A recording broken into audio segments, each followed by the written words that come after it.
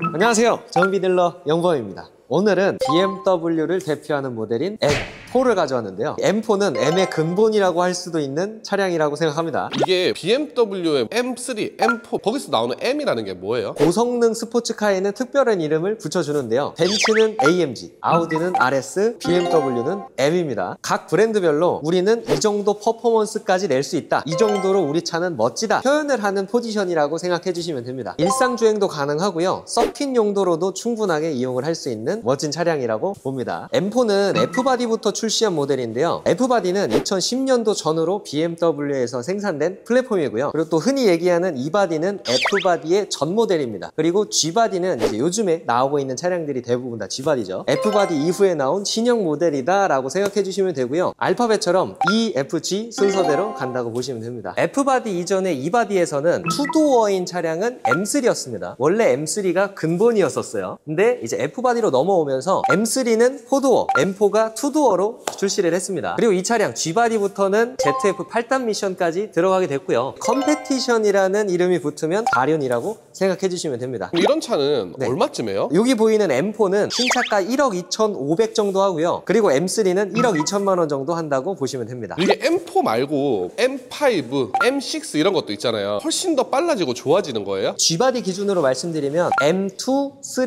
4까지는 3000cc급 트윈 터보가 들어가게 되고요. 500마력 정도의 출력을 가지고 있습니다. M5부터는요, 4400cc급 8기통 트윈 터보를 사용을 하면서 지금 나오는 G바디의 M5는 전기 모터까지 합산해서 700마력 초반대라는 괴물 같은 성능을 가지고 있죠. 가격도 M4보다 훨씬 비싸지는데요. 아까 말씀드린 것처럼 1억 2천 정도의 가격을 가졌는데 M5는 1억 7천 정도에 판매를 하고 있습니다. 숫자가 높을수록 좋은 건데 왜 이 차가 근본인 거예요? 스포츠카들은 이제 차량 무게에도 상당히 예민한데요. M5는 G90보다 무거운 2.3톤 이상의 무게를 가지고 있습니다. 그렇기 때문에 직진 성능으로서는 M5가 더 좋지만 드라이브의 재미, 코너링의 재미는 아무래도 M3, M4가 더 재밌다라고 많이 평가를 받고 있습니다. 극단적인 비유긴 하지만요, 일단 G90 같은 경우가 벨로스터 N보다 직진성이 더 좋잖아요. 하지만 G90보다 벨로스터가 더 재밌다라고 많이 표현을 하잖아요. 그런 맥락이라고 보시면 됩니다.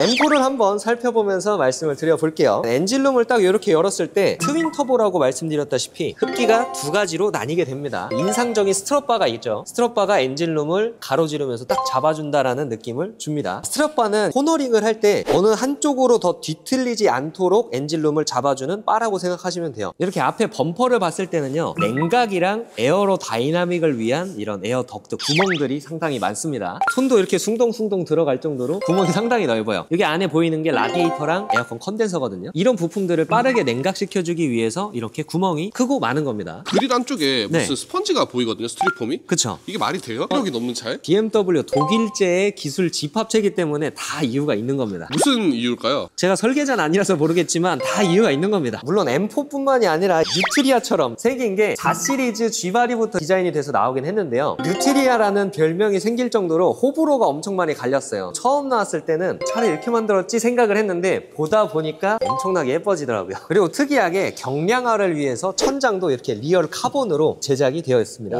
카본이 일반 스틸이나 이런 강판보다는 더 가볍기 때문에 이렇게 천장 마감을 카본으로 했다고 보시면 돼요. 실내는 일반적인 차량이랑 좀 많이 다른데요, 버킷 시트로 되어 있기 때문에 타고 내리기가 상당히 불편합니다. 근데 버킷 시트의 장점이 운전자가 안에 탔을 때 운전자가 어디 한 곳에 쏠리지 않게끔 꽉 잡아주는 역할이 가장 크기 때문에 스포츠성을 띈 차량들은 버킷 시트를 많이 사용을 합니다. 손잡이는 왜 있는 거예요? 타고 내릴 때 편하게 잡으라고 만들어준 것도 있겠지만 여기도 보시면 구멍이 있을 거예요. 이런 구멍들은 버킷 시트에서 일반적인 3점식 안전벨트 외에 5점식 하나, 둘, 셋, 넷, 5 이런 식으로 별 모양들 있죠. 애기들 카시트 생각하시면 편할 거예요. 운전자를 꽉 잡아주기 위한 4점식 벨트를 사용하기 위한 구멍이라고 보시면 됩니다. 그럼 이거 또 배기 소리도 크겠네요. 안 들어볼 수가 없겠죠. 이 차가 엄청 빠르다는데 실제로 탔을 때도 그렇게 빠른가요? 해외 영상을 보면 람보르기니 우라칸이랑 드래그 레이싱을 펼치는 그 정도 급의 차량이거든요. 실제로 한번 주행해 보도록 하겠습니다. 뒤에 타기가 너무 어렵네. 아, 이게 피디님 그만두려고 하는데 지금 뒤에도 지금 리얼 카본인 거예요? 실내도 어느 정도 무게를 줄이기 위해서 이렇게 만들어 놓은 것 같습니다. 일반적으로 주차한 상황이 아니라 문을 활짝 열어놓고 타는데도 타고 내리기가 엄청 힘들어요. 형처럼 뚱뚱하신 분들은 충분히 구매 전에 고려를 해보셔야 돼요. 고맙다. 아니 지금 문을 닫고 있는데도 배기 소리가 장난이 아니네. 중통까지도 배기 튜닝이 되어 있는 거라서 순정보다 훨씬 시끄럽다고 보시면 됩니다. M을 타시기 전에 알아두셔야 될 거는 빨간색 더듬이 2개가 나와 있는데요. M 모드로 들어가는 버튼이라고 보시면 되고 M1, M2 모드가 2가지로 나뉩니다. M 모드를 설정할 때 1은 컴포트 모드에 맞게 무난하게 설정을 했고요. M2는 스포츠 주행에 맞게 이렇게 세팅을 해놨습니다. 방금 액셀링을 했는데요. 타이어가 접지력을 다 못 받아줄 정도로 출력이 심해서 와, 이거 잘못하면 차 돌 것 같은데요. 4륜인데도 불구하고 타이어도 진짜 좋은 걸 써야 될 것 같아요. 일반적인 4계절 타이어로 썼을 때는 반의 반도 이 엔진 출력을 잘 못 쓸 것 같습니다. 그리고 이제 스포츠 세단이긴 해도 웬만큼 데일리로 탈 수 있게끔 만들어 놓은 옵션들이 많거든요. 차선 유지 보조랑 스마트 크루즈 컨트롤도 있고요. 핸들 열선, 시트 열선은 기본적으로 달려 있습니다. 전동 시트까지도 들어가서 시트를 편하게 움직일 수가 있고요. 스포츠카에는 많이 안 들어가긴 하는데 어라운드 뷰까지도 들어갑니다. 편하게 주차를 하실 수가 있겠죠. 그리고 M은 기어봉이 좀 다른데요. 이렇게 중립에 있다가 후진을 하려면 왼쪽으로 당겨서 앞으로 밀어줘야 되고요. 드라이브는 이렇게 옆으로 밀어주면 드라이브 상태가 됩니다. 그리고 한 번 더 밀면 수동 모드로 이렇게 변경이 되고요. 운전도 못하는 게 무슨 수동 모드예요. M은 이제 스포츠카기 때문에 패들 시프트가 있어서 특별하게 손으로 기어봉을 조작하는 게 아니라 깔딱 한 번이면 이렇게 다음 변속으로 넘어가게 됩니다. G70에 대한 자부심이 대단하신데 타보니까 어떤 거 같으세요?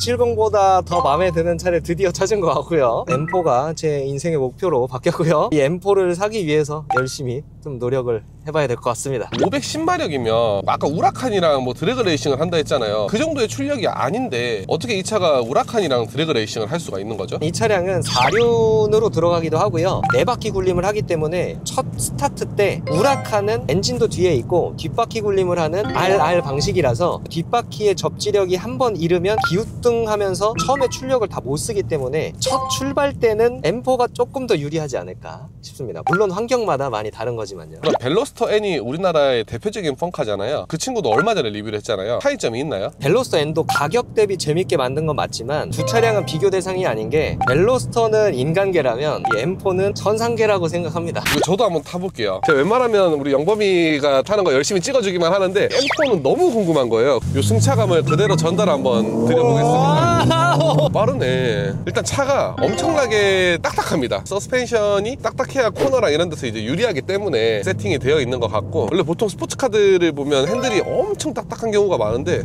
그렇게 딱딱하진 않네 생각보다. M4는 뭐 지금 저속주행이라서 그런 걸 수 있겠지만 핸들이 생각보다 조작이 어렵지 않다. 무서워서 내려야 될 것 같거든요. 저는 이만 빠지겠습니다. 오늘 M4 시승을 마쳤고요. 옆에 보이는 이런 전기차처럼 더 빠른 전기차가 있기는 하지만 전기차에서는 느낄 수 없는 내연기관의 그 감성, 그 마력, 이런 게 심장을 좀 뛰게 하는 것 같고요. 제가 열심히 해서 M4 자가용 시승기로 돌아오도록 하겠습니다. 앞으로도 다양한 차종들 리뷰할 테니까요. 좋아요랑 구독, 알람 설정까지 부탁드리고요. 많은 시청 부탁드립니다. 감사합니다.